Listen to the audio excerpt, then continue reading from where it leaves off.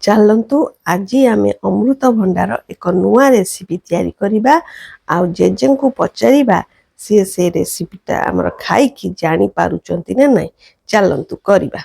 ପ୍ରଥମେ ଅମୃତଭଣ୍ଡାକୁ ଆମେ କାଟିଦେବା, ତାର ଚୋପା ଆମେ ଛଡ଼େଇ ଦେବା।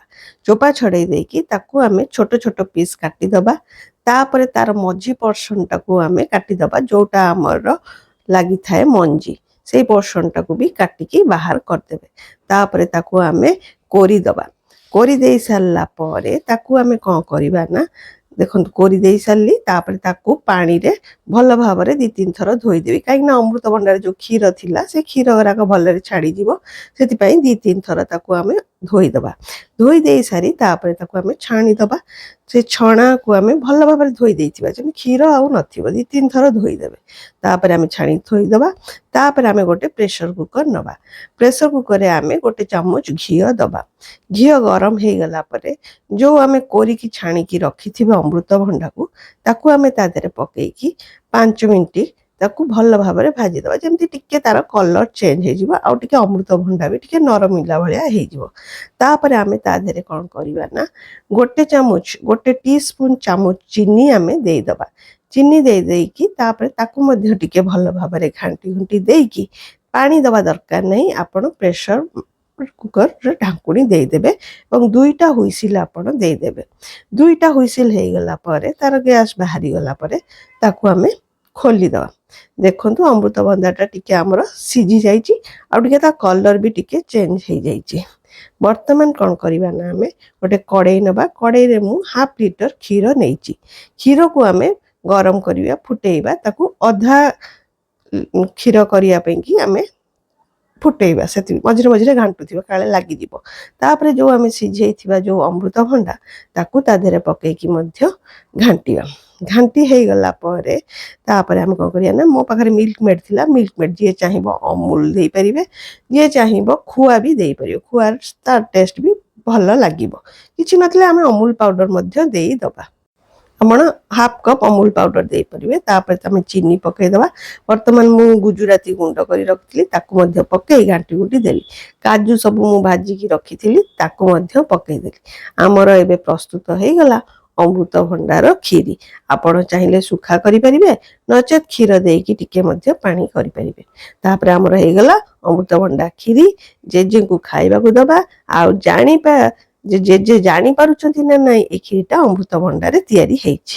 ସକାଳୁ ଯେତେବେଳେ କରୁଛନ୍ତି ତୁମର ସରୁ ଚକୁଳି, ତା ସାଙ୍ଗରେ ଝୁଡ଼ଙ୍ଗ ଆଳୁ ଭଜା। ଝୁଡ଼ଙ୍ଗ ଆଳୁ ଭଜା କଲେ ଚକୁଳି ସାଙ୍ଗରେ ଭଲ ଲାଗିବ, ଚଟଣି କଲେ ଭଲ ଲାଗିବ, କି ଆଳୁ ଭଜା କଲେ ବି ଭଲ ଲାଗିବ, ଯାହା କଲେ ବି ଭଲ ଲାଗିବ। ତା ସାଙ୍ଗରେ ଗୋଟେ କ'ଣ କ୍ଷୀରା କରିଛନ୍ତି। ମୋତେ କହିଲେ ଏ କ୍ଷୀରାଟା ଯେଉଁ କରିଛି ତାକୁ ଟେଷ୍ଟ କରି କହିବ କେମିତି କ'ଣ। ଆଚ୍ଛା, ଏ କ୍ଷୀରାଟା କ'ଣ କେମିତି କ'ଣ କ'ଣ ତୁମେ ଖାଇସାର, ତାପରେ ମୁଁ କହିବି। ଖାଇସାର କେମିତି ଲାଗୁଛି, ତାପରେ ମୁଁ କହିବି। ତୁମେ କେତେବେଳେ ଲୁଚେଇକିରି ତାକୁ ବସିକିରି କରିଛ, କିନ୍ତୁ ମୋତେ କହୁନା।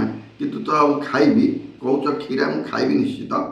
କିନ୍ତୁ ତା ପୂର୍ବରୁ ଟିକେ ପାଟି ଇଏ କରିକିରି, କିନ୍ତୁ ଯଦି ଭଲ ଲାଗିବ ତ ନିଶ୍ଚିତ କହିବି ଆପଣମାନଙ୍କୁ। ନିଶ୍ଚିତ ଭଲ ହେଇଛି ବୋଲି ଯେଉଁ ଜିନିଷଟି, ଯାହା ଯେମିତି ହଉ, ନୂଆ ନୂଆ ଜିନିଷ ସବୁ ବିଭିନ୍ନ ପ୍ରକାର ଦେଖାଉଛନ୍ତି, ସେଇଟା ଗୋଟେ ଖୁସି ଲାଗୁଛି। ଆମର ରୋଷେଇ ଘର ତ ଦେଖିଥିବେ ଆପଣମାନେ। ତେଣୁ ତେଣୁ ତାରି ଭିତରେ ସେ ଯେଉଁ ଗରମ ହେଉଛି, ଗରମ ହେଉଛି, ପ୍ରତ୍ୟେକ ରୋଷେଇ ଘରେ ବି ଗରମ ହେଉଥିବ, ତାରି ଭିତରେ ସେ କରୁଛନ୍ତି, ଖୁସି ଲାଗୁଛି। ଗୋଟେ ଗୋଟେ ନୂଆ ନୂଆ ଜିନିଷ କରିକି ଦେବା ବି ଖାଇବା ଭଲ, ଆଉ ଖୁସି ଲାଗିବ। ଆପଣ ଯେଉଁ କ୍ଷୀରଟି କରୁଛନ୍ତି, ଖାଇକିରି ବହୁତ କେମିତି କ'ଣ କରୁଛନ୍ତି। ଏଇଟା ମୁଖ୍ୟ କରୁଛନ୍ତି, ଏଇଟା ନୂଆ କରୁଛନ୍ତି ତ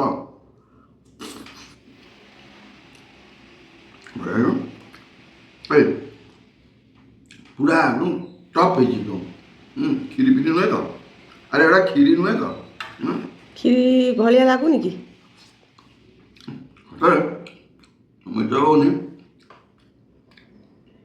ବହୁତ ବଢ଼ିଆ। କେମିତି କ'ଣ କରୁଛ? ଏଇଟା ଜାଣିପାରିଲନି ଟି? ନା, ଏଇଟା ଅମୃତଭଣ୍ଡାରେ ହେଇଛି। ଅମୃତଭଣ୍ଡାରେ ଏଇଟା କରିଛ? ଆରେ ଅମୃତଭଣ୍ଡାରେ କରି ଏହାର ସ୍ୱାଦ ଏତେ ସୁନ୍ଦର, ବହୁତ ବଢ଼ିଆ ଲାଗୁଛି। ଆପଣ ବିଶ୍ୱାସ କରିବେନି, ଏଇଟା ମିଛ ବି କହୁନି, ବହୁତ ସୁନ୍ଦର ଲାଗୁଛି ଏକଦମ। ବହୁତ ବଢ଼ିଆ ହେଇଛି। ଅମୃତଭଣ୍ଡାରେ ହେଇକି ମଧ୍ୟ ଏତେ ସୁନ୍ଦର ଟେଷ୍ଟ ଲାଗୁଛି। ଓ ସତରେ ଧନ୍ୟବାଦ ଦେଉଛି ତୁମକୁ, କାରଣ ଏଇ ଯେଉଁ ନୂଆ ଜିନିଷଟି କରିଛ ଆଗ୍ରହରେ କରିଛ। ଆଉ ରୋଷେଇ ଗୋଟେ ଏମିତି ଜିନିଷ, ଆପଣ ଯଦି ଆଗ୍ରହ ସହକାରେ ନ କରିବେ ରୋଷେଇ ଜମା ଭଲ ହେବନି। ରୋଷେଇ ପ୍ରତି ମନ ଦେବାକୁ ପଡ଼ିବ, ଧ୍ୟାନ ବି ଦେବାକୁ ପଡ଼ିବ, ନିଶ୍ଚିତ ଦେଖିବେ ରୋଷେଇ ଭଲ ହେବ। ଆଉ ତୁମେ ଯଦି ମନ ଇଚ୍ଛା ଏମିତି ଏମିତି କରିକି ଗୋଟେ ସେଇଟା ଭଲ ଲାଗିବନି। ରୋଷେଇ କଦାପି ରୋଷେଇରେ ସଦାବେଳେ ମନ ଦେବେ, ନିଶ୍ଚିତ ବଢ଼ିଆ ରୋଷେଇ ହେବ। ତେଣୁକରି ଆଜିର ଏଇ ଯେଉଁ କ୍ଷୀରା ତ କହୁଛି